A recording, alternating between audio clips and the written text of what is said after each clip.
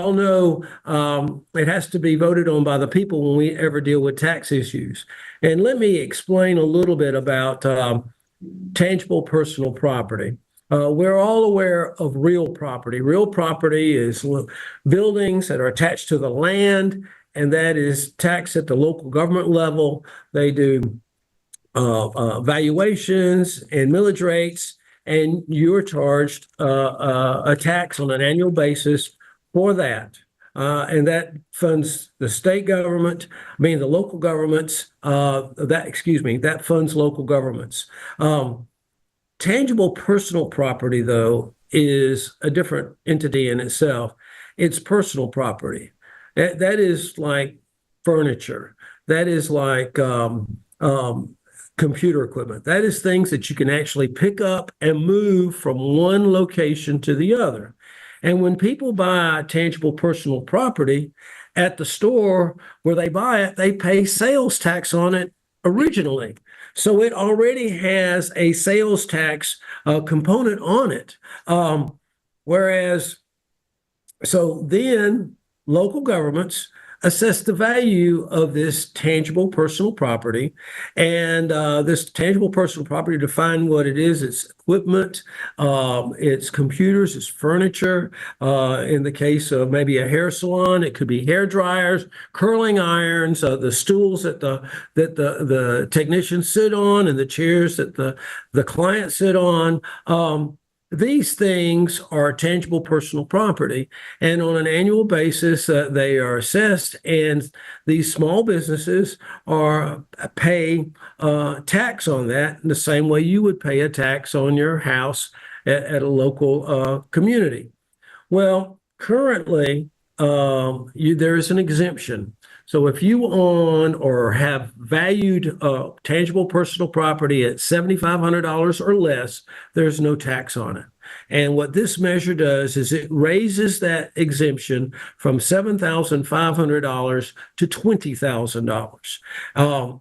The reason we picked that number was basically a compromise. We wanted to go a little bit higher, but we're unable to. Local governments were neutral on this. At first, they were, concerned that they would lose a substantial amount of money, but it was negligible. So our local governments, our ACCG and the Municipal Association, were neutral on the measure. And with that being said, by raising it to $20,000, we're trying to keep up a little bit with inflation.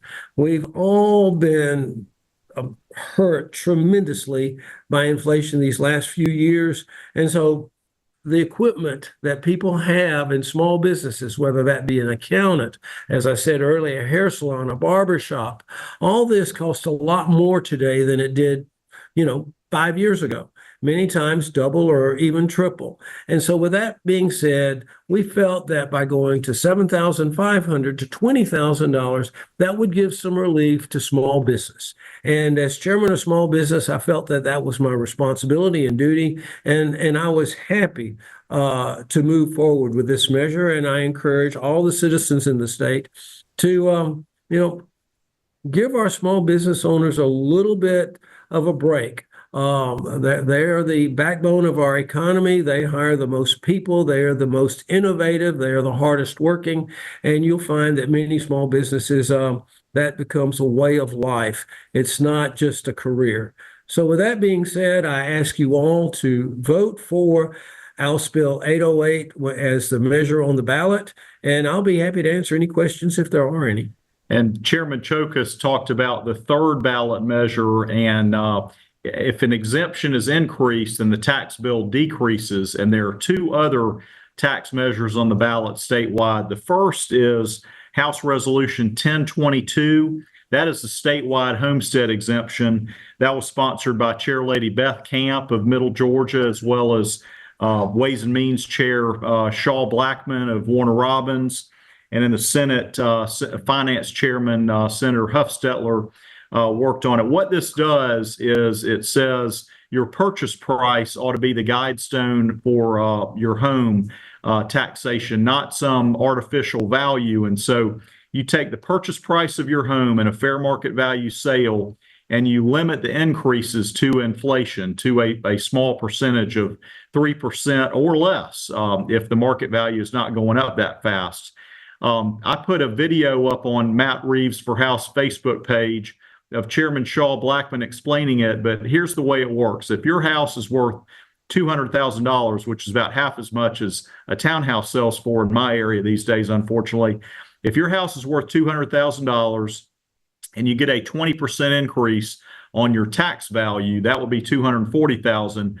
What this bill would do is it would take it down to 3%, which would be $206,000. Therefore, the homeowner would pay based on $206,000 and not $240,000. So it is a pro-homeowner move.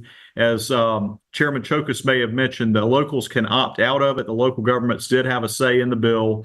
So if it is passed, the locals can opt out.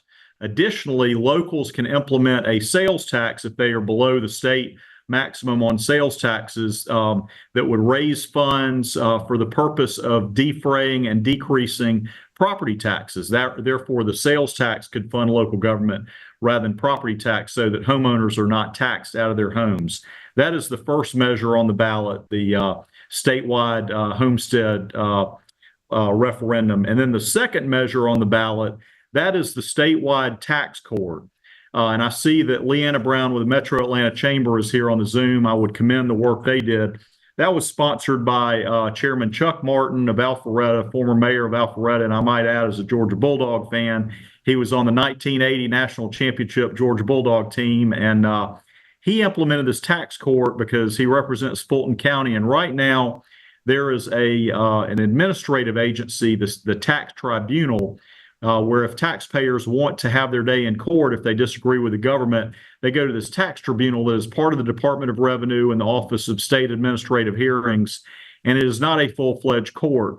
And if you're unsatisfied with that today, you appeal to Fulton County Superior Court, which is trying the Young Thug trial and has many, cases with high dockets. So taxpayers have felt like they don't really get their day in court. This tax court will set up a full-fledged court where taxpayers can have their day in court. And if they're dissatisfied there, they get to go to the Court of Appeals rather than Fulton County Superior Court. So it's very efficient. It's very pro-taxpayer. And those are the three ballot measures. I've gotten more questions on these three ballot measures than any other thing on the ballot this year. My constituents wanted to know about it. So I'm glad that Chairman Cheokas was willing to have this press conference to get the word out on these three ballot measures. And with that, we're glad to take questions to be able to get as much information out on these three ballot measures as possible.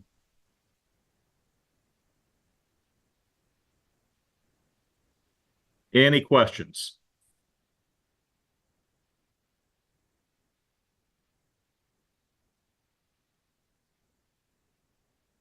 All right. Kurt Yeomans, Gwinnett Daily Post. I bet you've got a question from covering this from the Gwinnett County perspective, because I learned we got 125,000 homeowners in Gwinnett County because we lowered the property taxes for homeowners in Gwinnett County this year in May. That got 75% of the vote. It was the first time that had been done in 36 years. And so we've got a lot of homeowners here and a lot of folks who have tax issues. Chairman Cheokas gave some examples of personal property. Some additional things I could think of: nail salons, barbershops, agribusiness industry, even after all the growth in Atlanta, is still the biggest industry in Georgia. So all of the equipment and inventory that agribusiness and farmers have in the way of personal property is something that this does. It looks like we've got a question in the chat. Y'all are welcome to ask in the chat or live. The question I have from Daphne Young is, where can residents get the specific details you mentioned? Can you share the link? Chairman Shaw Blackman's video on the House Bill 1022, actually it's on all three, is at Matt Reeves for House on Facebook. That has a good video.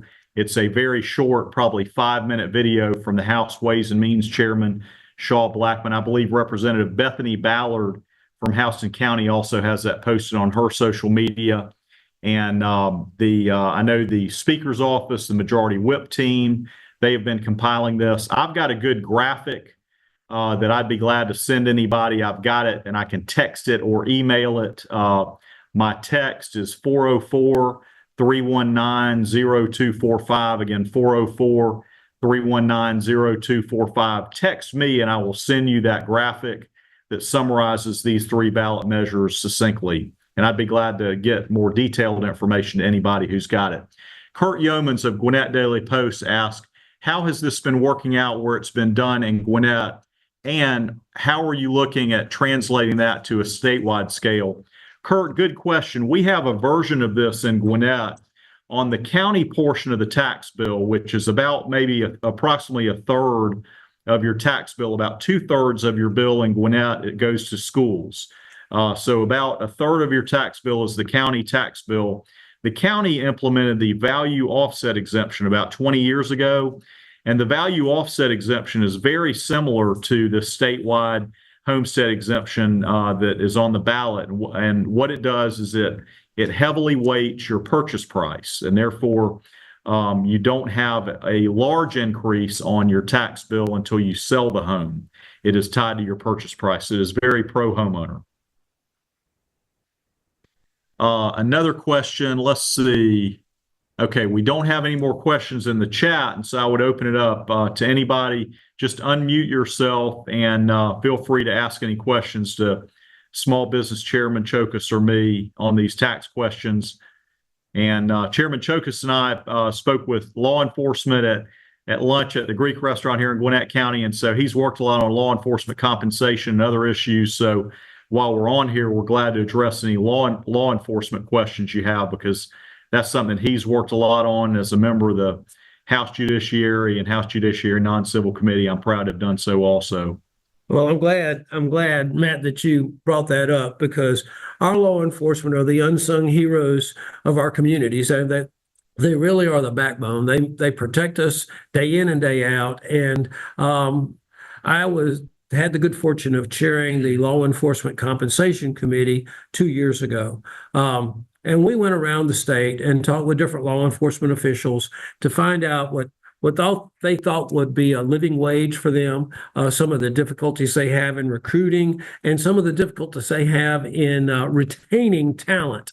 And so we talked about that and had a lot of great input.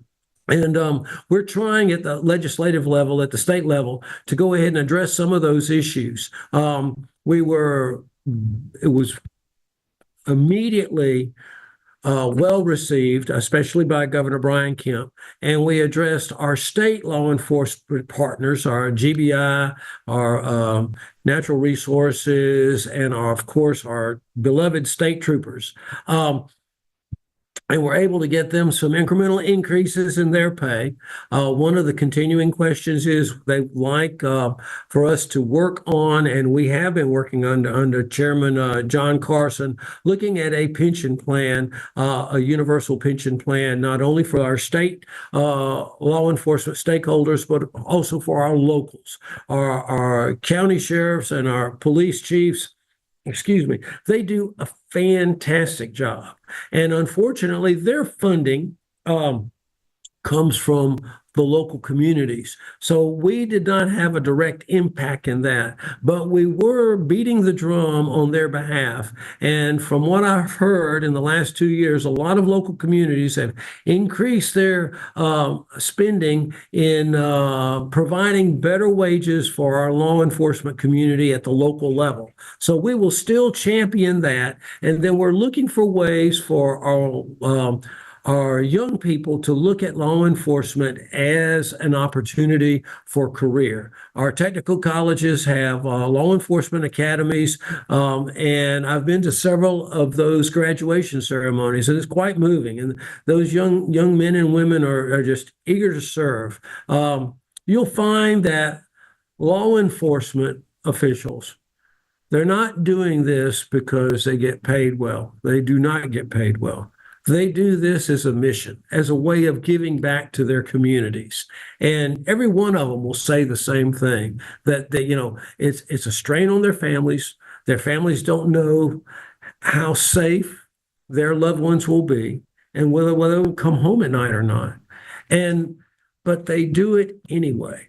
And so with that being said, we got to continue supporting them. We're putting out more and more law enforcement graduates from the academy so that they'll have more applicants, and training is continuing to be great in our state. So, and I'll be happy to answer any questions dealing with that as well. I'm glad once we started talking about law enforcement, everybody started asking tax questions again. So thanks, Chairman Cheokas. But some follow-up questions. Kurt Yeomans of Gwinnett Daily Post asks, is this expected to have more of an impact on homeowners and individuals or on businesses? And all of the above. On the first one, on the homestead exemption, that will benefit homeowners and owner-occupied homeowners. The second one, the tax court, that could be an individual or a business. The current caseload is about 500 or 600 cases a year. Larry O'Neill, who is the former Ways and Means chairman, he is the tax tribunal judge who has been hearing those 500 or 600 cases a year. Some of those are individuals against the Department of Revenue, but a lot of those are small businesses. The third one, Chairman Cheokas's personal property exemption, that would be primarily small business. That is a small business, just like I mentioned, agribusiness, nail salons, any small business that has equipment, inventory, something other than real estate and buildings, a bunch of inventory and contractors, their materials that they have. So that would be a small business measure. Kurt Yeomans of the Daily Post also asked, are you expecting this to help bring in new businesses or to help entrepreneurs start up a business, or what's the purpose of it? And I think the purpose of these measures is we are responding to taxpayers, to working people and small businesses saying they are feeling the pain of inflation. They are working hard and they feel like, with all the pain of inflation, they're going backwards. Georgia's been number one in business and jobs. We got to keep it that way because people need to know they're going to be able to take home what they earn hard. So it does send the right message to businesses around the country in deciding whether to locate in Georgia, specifically on personal property. I've been aware through practicing law in Gwinnett County for 21 years, the Freeport exemption that relates to personal property, it is a jobs engine. And there are businesses such as Porsche down near the airport and many others that locate to Georgia because of a Freeport exemption and because of our personal property tax climate. And so businesses around the country seeing that Georgia did a favorable move to small business and to working people on personal property, on homes, on being able to have due process and have your day in court and not get some kangaroo court treatment. And if you have a dispute with, a big bureaucracy and on a tax matter, I think those are things that send the right message both to current hardworking Georgians and small businesses, as well as those around the country who are tired of high taxes, crime, and regulation, and they want to move somewhere like Georgia, where we're putting the government on the side of hardworking Georgians and small businesses. Let me add on that. Sure. Excuse me for interrupting, Matt, but with tangible personal property, this is the equipment that these individuals need to make a living, and they already pay a sales tax. So as we are the number one state in the nation to do business for large businesses, major industry coming, we want to be the number one state in the nation for small business. No large business just happens. It starts out as a small business. So we want to make that fertile ground. We want to allow these small businesses, these entrepreneurs to come in and not be burdened with excessive taxes as they're starting out. When they start making more and more money, they're going to expand. They'll pass that threshold of $20,000. So our local communities will more than make up for it in growth, if you ask me.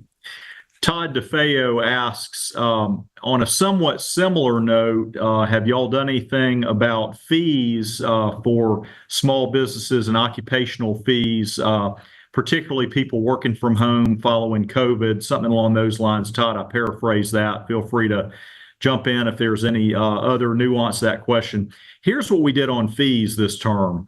Permit fees with building in construction, that is part of the housing affordability issue. And what we said in Georgia through a bill we passed is a permit fee or a fee must have a reasonable relationship to the governmental service being provided. It's not going to be a tax. It's not going to be a blank check because we can't afford that in Georgia. And so the fee must bear a relationship to the governmental service that's being provided. So if a locality is going to charge $100 for an occupational license fee, they've got to be able to do some accounting to explain where that is. It can't just be a tax if they're going to call it a fee.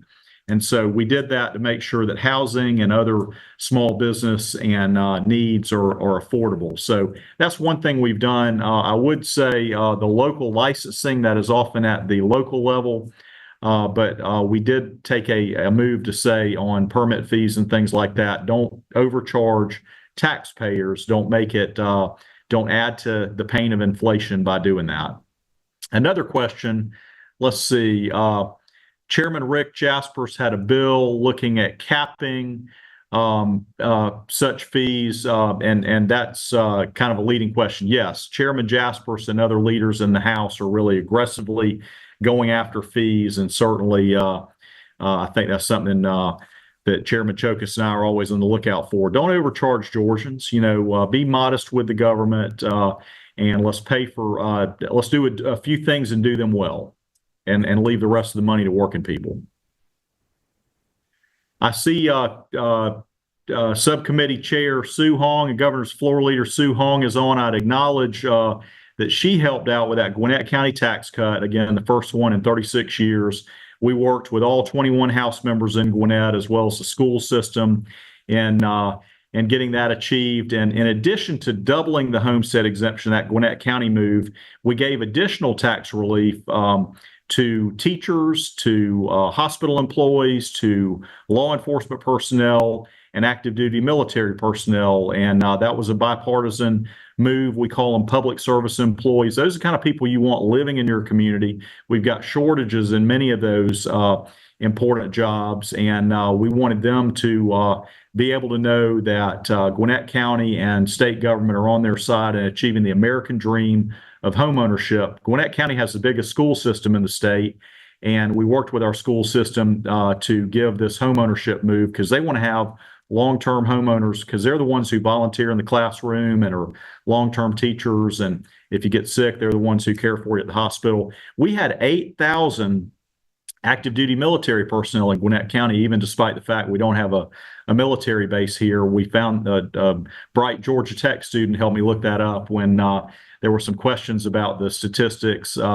We were calculating those numbers. It took 2 months to get that Gwinnett County property tax achieved in the legislature, and then the voters approved it with 75% of the vote. And I appreciate Floor Leader Hong for helping out with that. And she and I also worked with Representative David Clark to cut property taxes in the city of Sugar Hill. The mayor and council up there, as well as Senator Sean Still and Senator Clint Dixon, we worked on getting that on the ballot. That was approved with about 90% of the vote. That one's already been implemented. The Gwinnett County property tax cut will take effect in 2025, and it has no sunset. It is permanent. All right. Any other questions, either through the chat or feel free to unmute?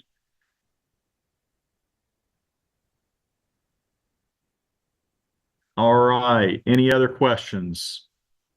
Last call on that. I would say for taxpayers wanting to vote on these, early voting ends Friday, November the 1st.